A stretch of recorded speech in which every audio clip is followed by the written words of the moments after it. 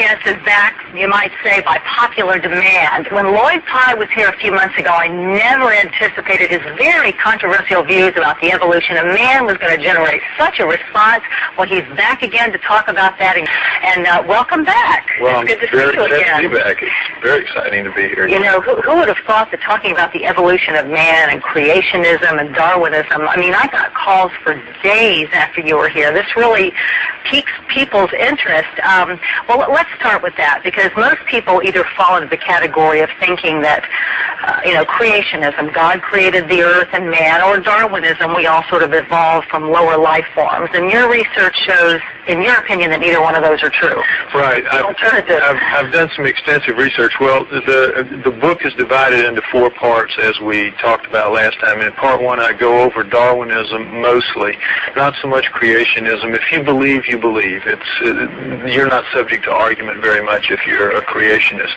So I go after what the Darwinists say, and I show how that, in fact, they don't explain either how life came to be here or how particularly we came to be here. The evidence that they have is contingent on something called macroevolution, which is species into species.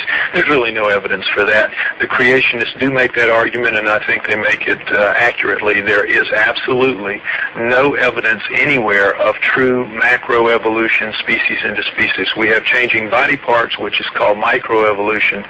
Darwinists take the microevolution and they extrapolate. They say, well, if you can have change in parts, you can have changes in the whole bodies. That's what Darwin himself said. Actually, the truth of it is, though it seems logical, it's not borne out anywhere in the record. So if we didn't evolve, then, and you don't believe that we were just plunked here, then where did we come from? Actually, no, we are a developed species. Now, as far as other life forms, they too are, and they do seem plunked here, actually. I call it cosmic dump trucks in my book, starting with the Cambrian explosion of about 530 million years ago. But as far as humanity goes, at around 4 million years ago, something appears called the Australopithecines. We are told that we humans evolved from these creatures called Australopithecines that later evolve into something called early homos, Homo habilis, Homo erectus, and that means man in scientific terms. Neither of those look anything like us. We've all seen the skulls and the body parts in National Geographic. They don't look anything like us. They have no foreheads, they have big brow ridges, they have large, round, nocturnal night vision eyes, they have big, wide noses, mouths stick off their face, no chin, long arms that dangle down to their knees. In no way do they look human. So anthropologists don't argue the point. They say, you're right, there's nothing that looks human in the so-called pre-human fossil record. This is where the missing link comes exactly, in. There's something between pre-human man and... They say we're going to find someday something that is going to indicate a transition from these creatures that existed to man, which looks nothing like them. Humans have no place in the natural flow of life on Earth.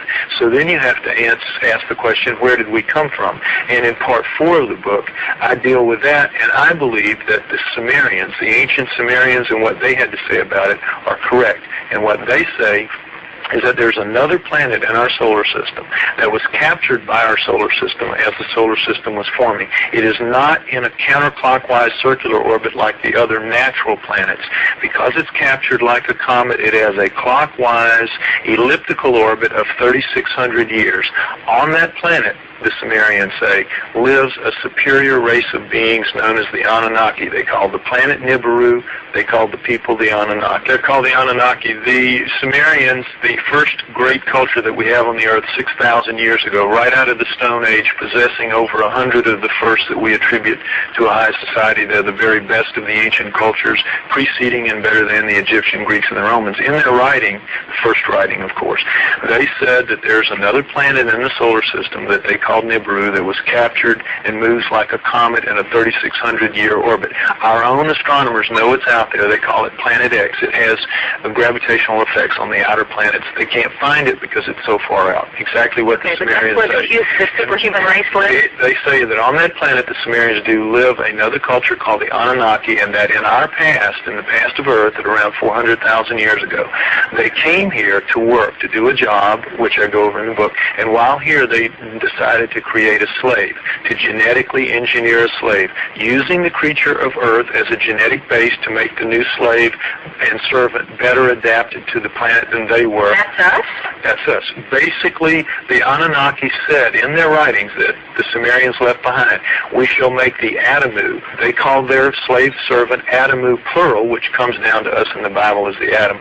We shall make the Adamu in our own image, after our own likeness, word for word in the Bible, and they did that.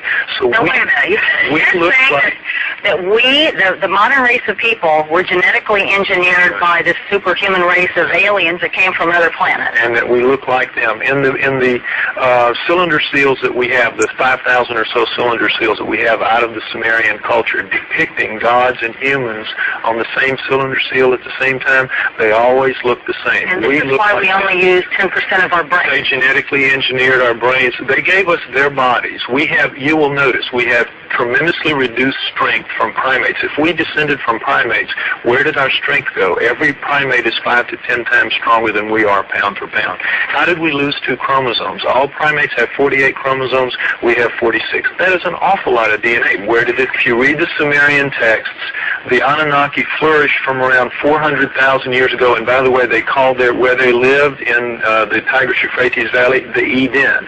That was their word for where they lived. We've heard Adam, and we've heard Eden. Well, it turns out that a lot of the Old Testament is an attempt to rewrite the Sumerian epics of creation because they were considered to be the guys with the word. I have to break here.